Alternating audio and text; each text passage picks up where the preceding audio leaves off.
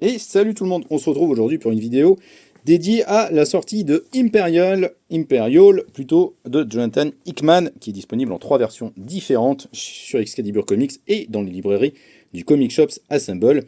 Sinon, c'est 2 versions, il y a une couverture Panini exclusive à leur store, il me semble. Donc, version collector avec Hulk, Gladiateur, enfin Roi surtout, là. La version souple, hop. Et puis la couverture Wraparound du Comic Shops Assemble. Donc voilà, vous voyez, quand en fait vous assemblez les 2 morceaux, ça forme un seul tenant. Et elle est vraiment, vraiment canonissime. Alors, on va se servir de la version souple pour faire cette vidéo, parce que c'est beaucoup plus simple pour vous montrer les planches. Vous savez que moi, j'aime surtout le souple. C'est parce que je suis pas gymnaste, c'est pour ça j'ai quelques problèmes. Donc Imperial, qu'est-ce que c'est? Eh bien, ce sera une série en 2 tomes qui a pour objectif de relancer l'univers cosmique de Marvel, tout simplement.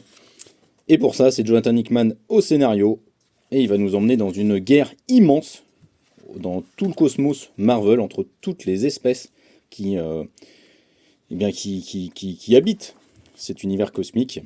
Donc on va d'abord suivre les Hulk, Hulk débarque sur la nouvelle planète Sakaar, puisque son fils est décédé, a été tué. En fait, il va apprendre qu'il y a plusieurs régicides qui sont commis au sein même du cosmos, sur toutes les principales des espèces en fait, qui peuplent le cosmos Marvel. Et donc, avec d'autres personnages, notamment Peter Quill, Nova, ils vont chercher à enquêter, à comprendre pourquoi est-ce que ces régicides ont lieu, et surtout qui est derrière ces régicides. Puisque évidemment, tout le monde va se renvoyer à la balle, puisque ces régicides concernent l'Empire Chris Skrull, et pas l'Empire Chris Proll, ça n'a rien à voir, l'Empire Shi'ar, les Hulk, l'Empire intergalactique du Wakanda, tous ces trucs-là, et donc évidemment, tous vont être suspicieux. Mais au sein d'eux, un groupe va se former pour essayer d'enquêter, de savoir ce qui se passe réellement et qui tire les ficelles finalement derrière ce complot. Donc voilà, alors vous aurez la réponse dès ce premier tome. Évidemment, dans le prochain tome, il y aura dès la suite et la fin de Imperial et des récits complets sur différents personnages, Nova notamment, mais aussi She-Hulk, puisqu'elle va demeurer sur Sakaar, tel qu'on le comprend dans les 5 premières pages du premier numéro, donc c'est pas un spoiler. Aussi sur Black Panther, Nova, et sur les futurs gardiens de la galaxie. Et donc voilà, ça forme vraiment un récit très très riche et très très dense, avec pas mal de personnages au fur et à mesure. Et donc Hickman, comme il a su si bien le faire finalement sur Avengers, sur Infinity, il arrive à maîtriser à la fois des enjeux intimes, en tous les cas entre les personnages, ici par exemple entre Hulk et le Black Panther, mais aussi à manipuler des enjeux beaucoup plus cosmiques et beaucoup plus grandioses et grandiloquents, tels que voilà, les menaces qui pèsent sur le cosmos, l'équilibre politique qu'il y a, puisque voilà, c'est vraiment un récit aussi très politique là-dessus, en tous les cas sur les machinations que les uns et les autres se font subir, hein, parce que c'est ça qui les fait un petit peu marrer, j'ai envie de dire, et c'est ce qui botte Hickman, c'est de savoir jusqu'où il peut tendre le fil des relations diplomatiques dans ce cosmos avec des espèces qui sont toutes radicalement violentes et opposées les unes aux autres finalement. Depuis qu'il a été créé, l'équilibre cosmique de l'univers Marvel, il est toujours sur un équilibre précaire et un fil très très tendu, très très ténu. Et donc ce qui est bien, c'est que dans Imperial, Hickman, il vous permet, si vous ne connaissez rien au cosmique Marvel, de vous lancer dedans très facilement, mais il vous permet aussi, si vous le connaissez, de saisir plein de références, et donc ça rajoute de la densité forcément au contenu. Mais voilà, c'est ça qui est bien, c'est que c'est vraiment très facilement accessible.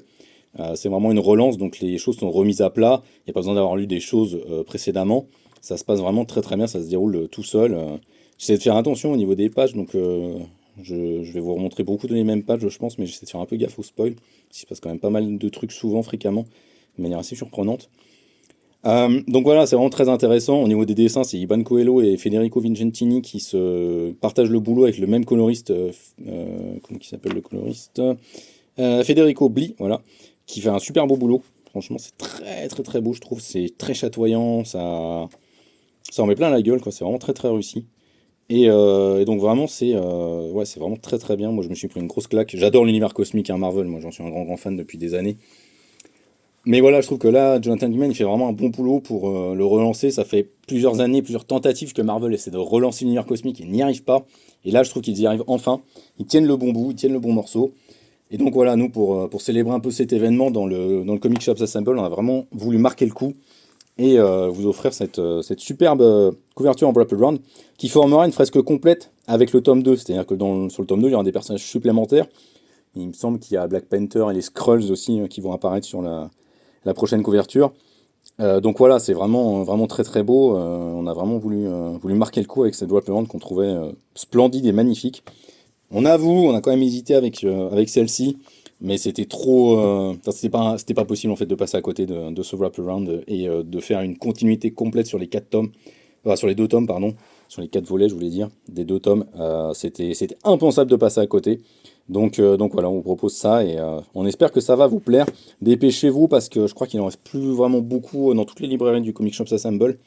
Donc si elle vous intéresse, et si Imperial vous intéresse, évidemment Imperial ça mènera à d'autres séries, hein, évidemment c'est comme la relance de Krakoa, d'autres séries qui ont déjà été annoncées en VO, on en reparlera en temps voulu.